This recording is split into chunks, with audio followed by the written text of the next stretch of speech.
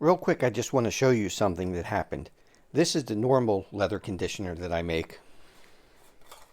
And here is it in the tin. And this is a batch that I made. I got some beeswax from a local beekeeper. Now, it was just in a block form, so it was a raw wax. It wasn't processed or anything. And if you look closely,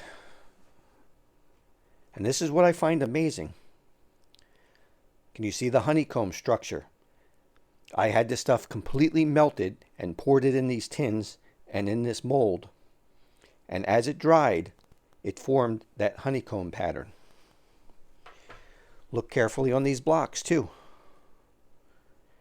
You can see it in these blocks versus perfectly clear or perfectly even on the normal batch. This is beeswax that I get that's in like little pellets. So it has been melted, it has been filtered and purified, where this is raw. I just thought this was really interesting.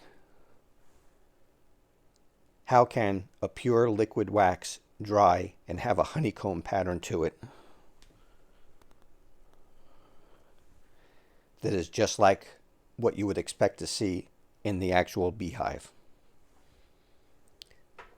I'm going to make a separate listing on my Etsy site. I'm not going to list the batch that I made. I have probably about 10 of these tins that I made that turned out like that. Just really interesting stuff. And I'm just puzzled by it. Like I said, it was melted. It was a pure amber colored liquid, very runny, that I poured into the molds and into the tins. And that is the result.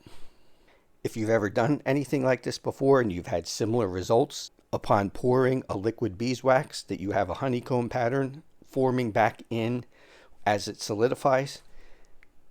Now, beeswax is probably about 35%, somewhere between 35 and 40% of the ingredients in here. Yet that was enough to actually cause this to happen. And it just shows how incredible nature is. To me, this is something that's unbelievable that that actually happened. I hope somebody can give me a good explanation in the comments below on why this is. That's going to be it. We'll see you on the next one.